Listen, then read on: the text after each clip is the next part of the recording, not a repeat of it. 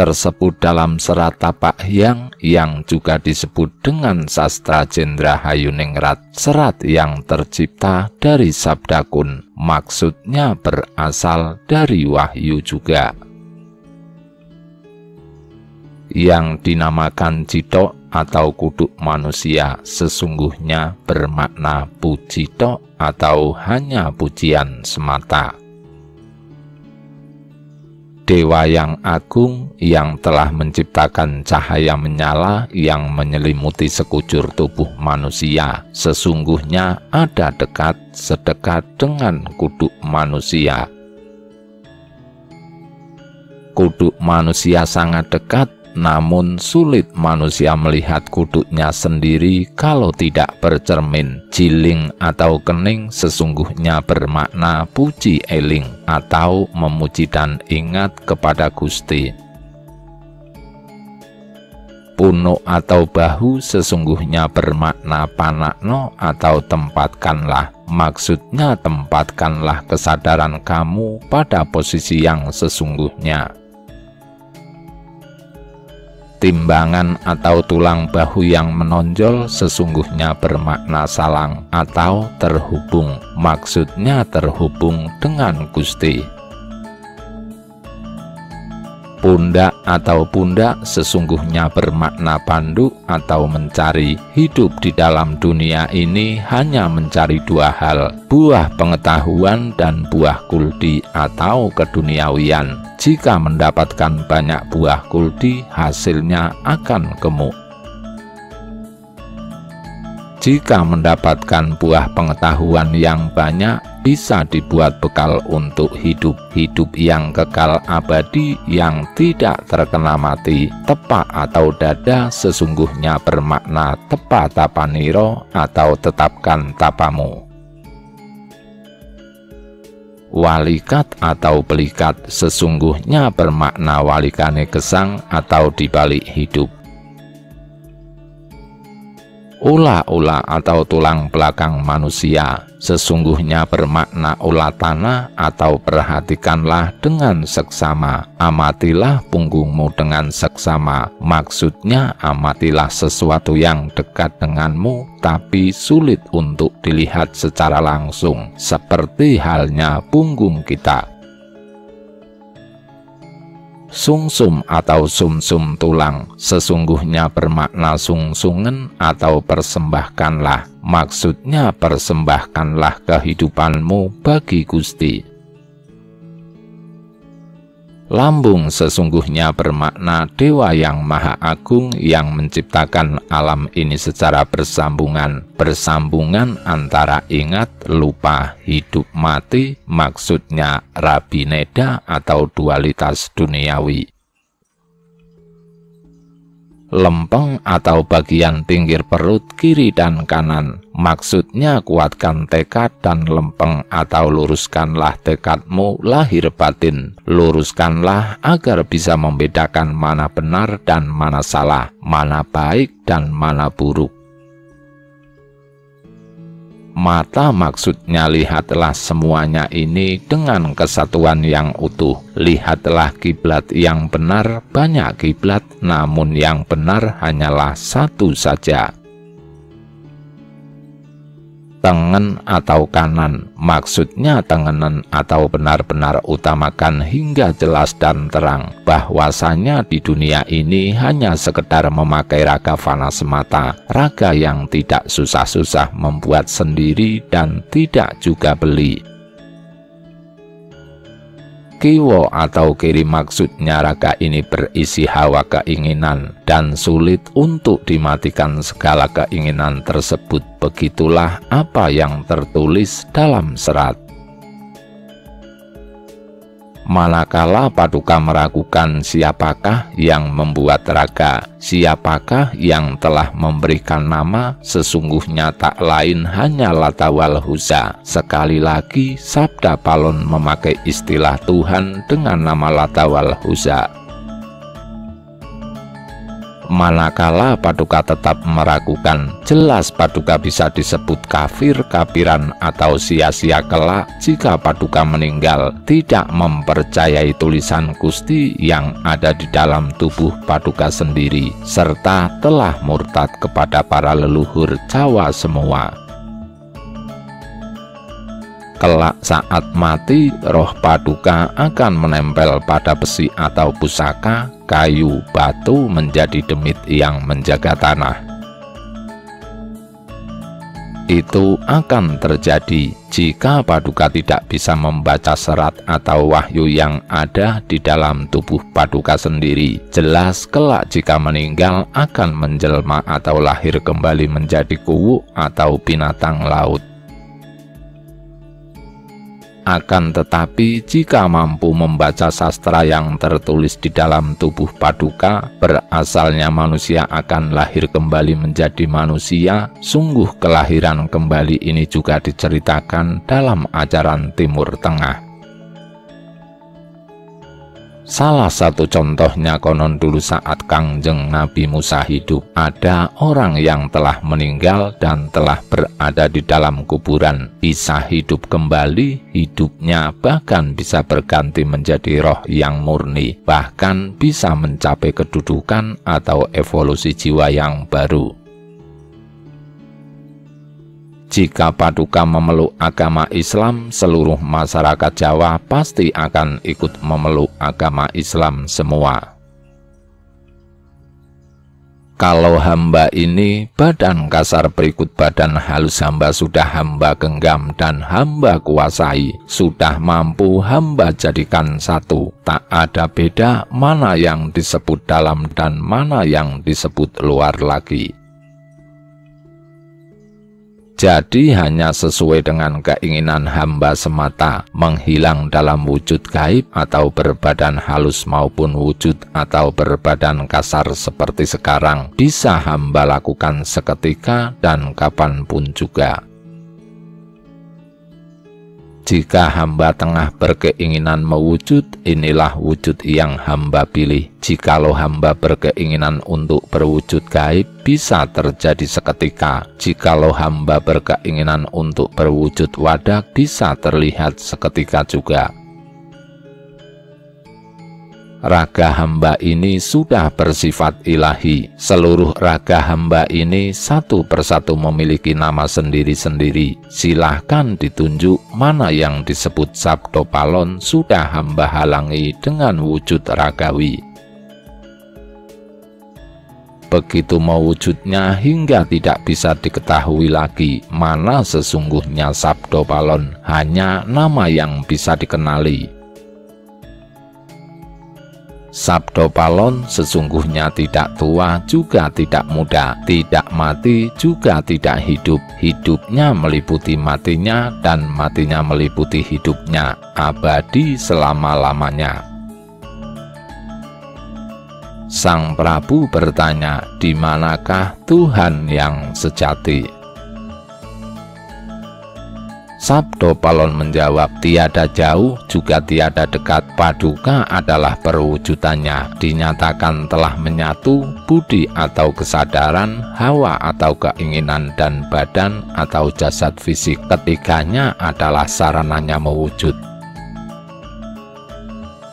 Tiada terpisah akan tetapi tidak juga menyatu. Sesungguhnya Paduka adalah Raja yang utama, pastilah akan memahami apa yang hamba ucapkan. Sabdo Palon menjawab sedih, hamba menuruti aturan agama yang lama, kepada agama yang baru hamba tidak menuruti. Apa sebabnya Paduka memutuskan berpindah agama, akan tetapi tidak meminta pertimbangan kepada hamba?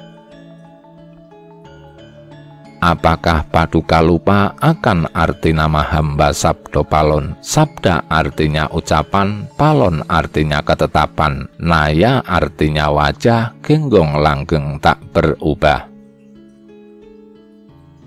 Jadi ucapan hamba ini adalah ketetapan bagi wajah atau bentuk dari tanah, langgeng selamanya. Sang Prabu berkata, "Bagaimana ini? Aku sudah terlanjur memeluk agama Islam. Sudah disaksikan oleh Syahid, aku tidak boleh kembali memeluk agama Buddha lagi. Akan memalukan dan ditertawakan bumi serta langit jika aku tidak konsekuen." Sabdo Palon berkata, "Sudah terlanjur, silahkan Paduka jalani sendiri, hamba tidak ikut-ikut." Sunan Kalijaga lantas berkata kepada Sang Prabu, yang isinya menyarankan agar tidak perlu berpikir macam-macam, sebab agama Islam itu adalah agama yang mulia. Sunan Kalijaga memohon izin untuk menjadikan air di dalam danau sebagai tanda bukti. Bagaimanakah nanti baunya? Jika air danau nantinya bisa berbau wangi, itu berarti Sang Prabu sudah mantap memeluk agama Rasul. Sunan Kalijaga lantas menyabda air danau dan seketika berbau wangi dan harum. Sunan Kalijaga berkata kepada Sang Prabu, sebagaimana sudah terbukti, jikalau Sang Prabu nyata telah mantap memeluk agama Rasul, tandanya air danau berbau harum. Berkata Sabdo Palon kepada Sang Prabu, "Ini hanya kesaktian belaka, kesaktian kecil yang hanya seimbang dengan air kencing hamba. Kesaktian seperti ini dipamerkan di depan hamba. Jikalau saya imbangi, sama saja sama melawan air kencing hamba sendiri. Apa yang hendak saya perebutkan?" Paduka sudah terlanjur terkecoh, sudah berkehendak menjadi manusia yang sekedar menumpang, tidak memiliki ketetapan hati, sukanya hanya ikut-ikutan. Sungguh tiada guna hamba momong Paduka selama ini. Hamba malu kepada bumi dan langit, telah momong manusia bodoh. Hamba hendak mencari momongan lain yang hanya bermata satu. Hamba sudah tidak akan momong Paduka lagi. Jikalau hamba mau, air danau ini akan hamba jadikan minyak wangi dengan lantaran kentut hamba saja. Ketahuilah, yang disebut manik maya oleh masyarakat Jawa itu tak lain adalah hamba ini. Yang menciptakan kawah di atas gunung Mahameru dulu adalah hamba, Adikuru atau Batara Siwa yang memberikan izinnya.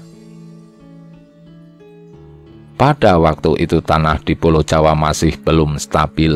Di dalam tanah mengeram api yang siap keluar setiap saat. Oleh karenanya hamba kentuti setiap puncak gunung agar supaya api tersebut bisa mengalir dari sana saja. Oleh karenanya tanah Jawa lantas menjadi stabil dan banyak gunung di Jawa yang aktif memiliki kawah berapi, berisi air panas dan air tawar. Hamba yang membuat sedemikian itu dulu. Semua atas kehendak Lata wal Uzza yang telah menciptakan bumi dan langit. Apa kurangnya agama Buddha? Setiap pemeluknya bisa memohon sendiri kepada Yang Maha Kuasa. Percayalah, jikalau Paduka berganti agama Islam, meninggalkan agama Buddha, keturunan Paduka akan senantiasa dalam kesusahan. Jawa hanya tinggal nama, Jawanya hilang dan sukanya akan mengikut bangsa lain.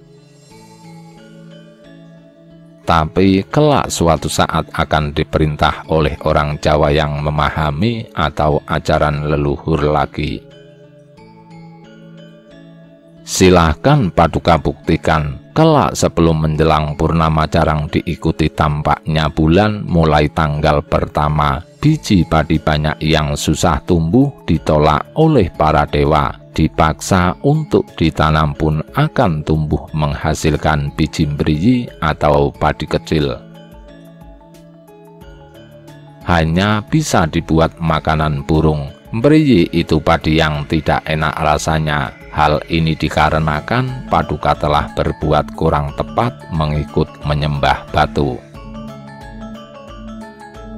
Buktikanlah kelak tanah Jawa berubah hawanya, terasa lebih panas dan kurang hujan, berkurang hasil pertanian, banyak manusia yang suka berbohong, suka berbuat nista, dan mudah mengucap janji.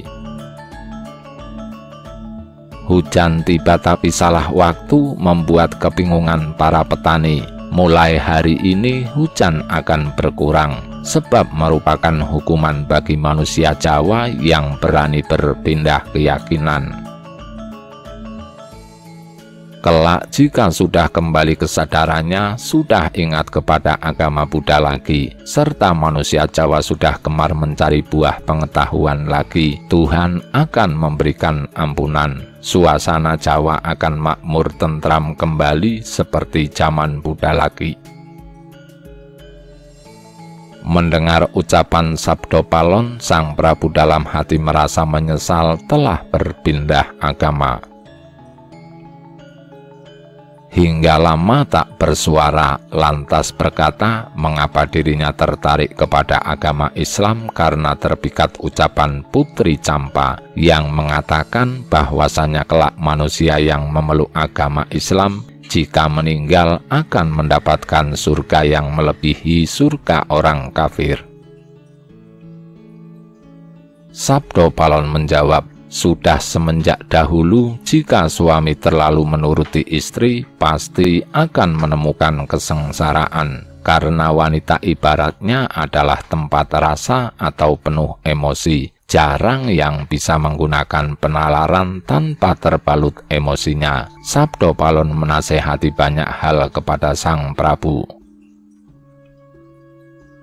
Sang Prabu berkata, kamu nasihati bagaimanapun juga sudah tiada guna lagi, semua terlanjur. Sekarang sekali lagi aku hendak menanyakan ketetapan hatimu. Diriku sudah terlanjur masuk agama Islam dan telah disaksikan oleh syahid, sudah tidak mungkin lagi kembali ke Buddha lagi. Sabdo Palon mengatakan hendak berpisah, manakala ditanya hendak pergi kemana, menjawab tidak hendak pergi jauh, tapi sudah tidak bertempat di Jawa lagi. Karena bagaimanapun untuk memegang tugasnya sebagai Semar tetap juga akan meliputi Jawa walau tiada terlihat nyata. Sang Prabu diberikan janji, jika kelak ada manusia Jawa bernama Tua, bersenjatakan kawruh atau pengetahuan kesadaran, dialah yang dimomong Sabdo Palon. Manusia Jawa yang sudah kehilangan Jawanya akan diajari ajaran benar dan salah lagi. Sang Prabu berkehendak ingin merangkul Sabdo Palon dan Loyo Genggong, akan tetapi keduanya sirna seketika itu juga. Sang Prabu terkejut dan tak terasa keluarlah buliran air bening dari matanya. Lantas kemudian berkata kepada Sunan Kalijaga, kelak di kemudian hari negara Belambangan akan berganti nama Banyuwangi. Akan menjadi pengingat bahwasanya kelak Sabdo Palon akan pulang ke Jawa sembari membawa momongannya. Sekarang dia ada di tanah seberang. Sunan Kalijaga lantas disuruh mengamati air danau. Jikalau bau wangi akibat disabdakan oleh Sunan Kalijaga tadi hilang, maka itu pertanda kelak orang Jawa akan.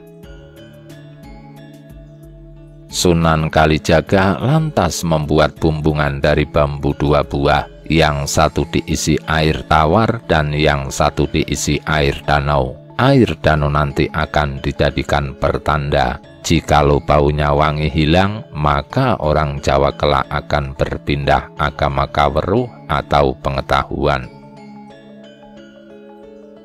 Bumbungan setelah diisi air lantas ditutup menggunakan daun pandan sili, lantas dibawa oleh 2 orang murid Sunan Kalijaga. Sang Prabu berikut rombongan lantas berangkat diikuti oleh Sunan Kalijaga dan muridnya. Perjalanan terhalang malam, lantas bermalam di daerah Sumberwaru. Waktu pagi bumbungan dibuka, air dicium masih berbau wangi. Perjalanan lantas dilanjutkan.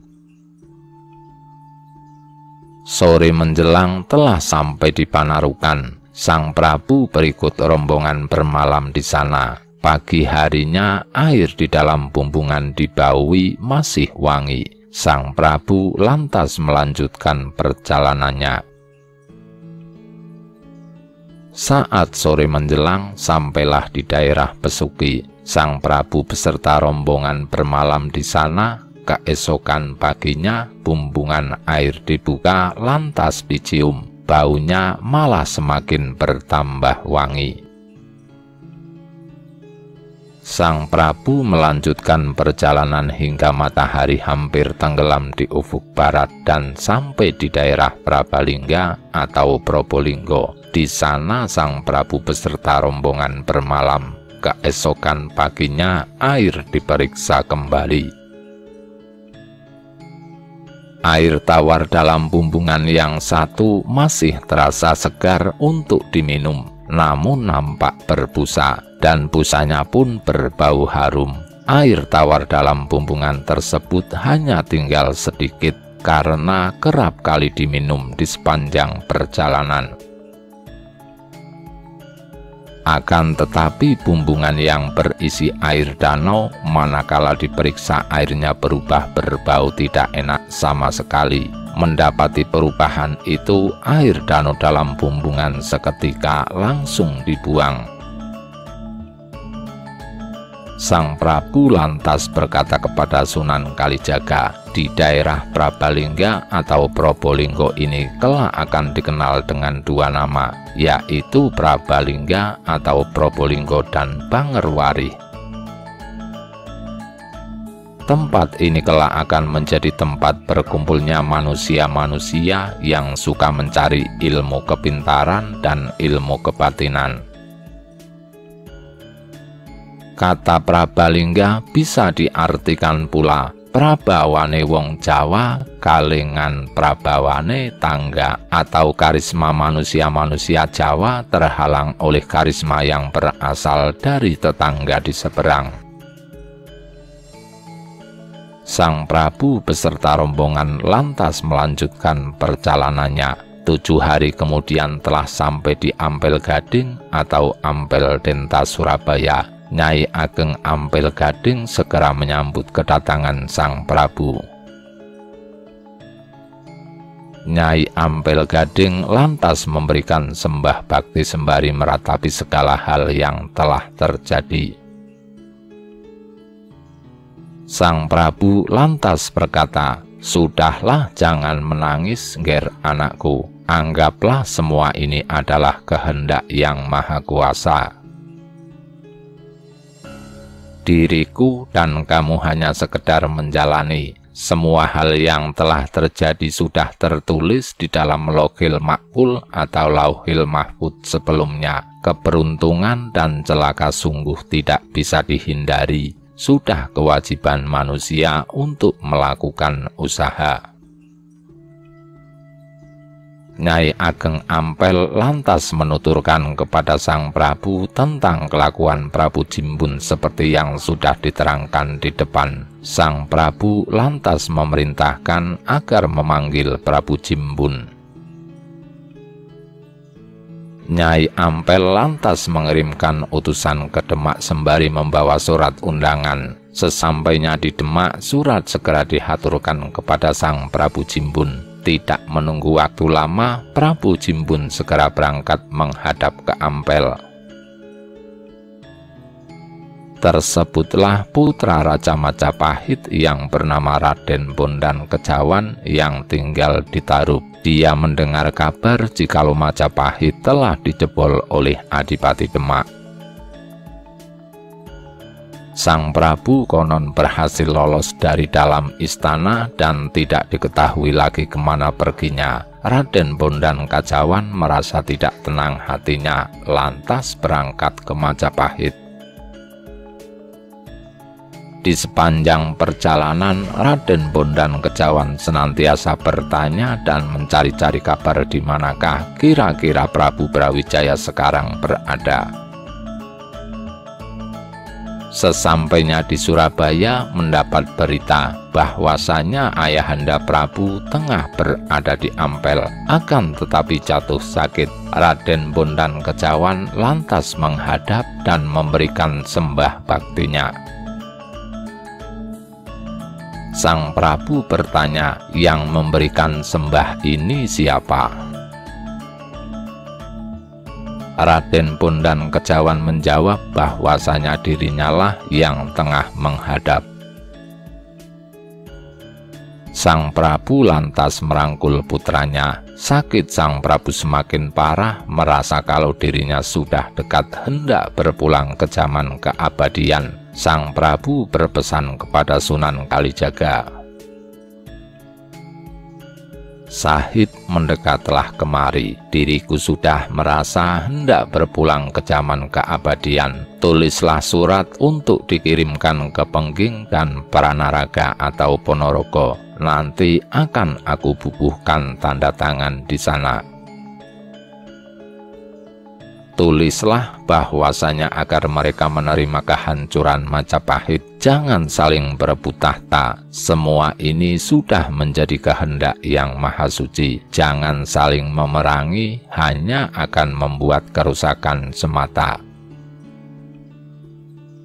Sayangkanlah kerusakan dan kerugian yang akan diderita oleh para pengikut. Menghadaplah ke Demak sepeninggalku agar supaya rukun dengan saudara. Siapa saja yang memulai membuat kejahatan, aku benar-benar memohon kepada Yang Maha Kuasa agar kalah perangnya." Sunan Kalijaga lantas menulis surat seperti yang diperintahkan. Setelah surat selesai ditulis, kemudian diberi tanda tangan oleh Sang Prabu. Surat dikirimkan ke Pengging dan Pranaraga atau Ponorogo. Sang Prabu lantas berkata, "Sahid, sepeninggalku dirimu harus bisa momong anak cucuku. Terutama aku titipkan anak ini, momonglah hingga ke seluruh keturunannya. Jika memang nanti ada keberuntungan bagi dirinya, kelak anak inilah yang akan menurunkan lajari tanah Jawa atau tokoh-tokoh kuat di tanah Jawa sesudah Majapahit. Dan lagi pesanku kepada kamu, jikalau nanti aku sudah berpulang ke zaman keabadian, makamkan aku di Majapahit. Buatkanlah aku makam di sebelah utara timur kolam Segaran. Namailah makamku Sastrawulan. Dan sebarkanlah berita bahwasanya yang dimakamkan di situ adalah istriku Putri Campa. Pesanku lagi, bagi keturunanku kelak jangan sampai menikahi orang berbeda bangsa, dan juga jangan mempercayakan jabatan senopati kepada lain bangsa." Sunan Kalijaga setelah mendapatkan pesan semacam itu lantas bertanya, apakah Sang Prabu tidak memberikan restu kepada putra paduka Prabu Jimbun untuk bertahta sebagai raja di tanah Jawa ini? Sang Prabu menjawab, "Aku memberikan restu, akan tetapi restuku hanya berhenti sampai pada keturunannya yang ketiga." Sunan Kalijaga meminta penjelasan mengapakah makam Sang Prabu kelak harus diberi nama Sastrawulan.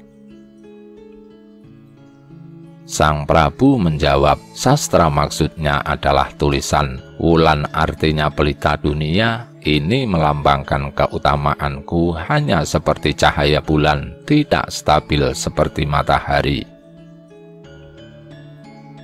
Jikalau masih ada cahaya bulan, kelak biar semua orang Jawa tahu bahwa saat aku meninggal dunia, diriku telah memeluk agama Islam.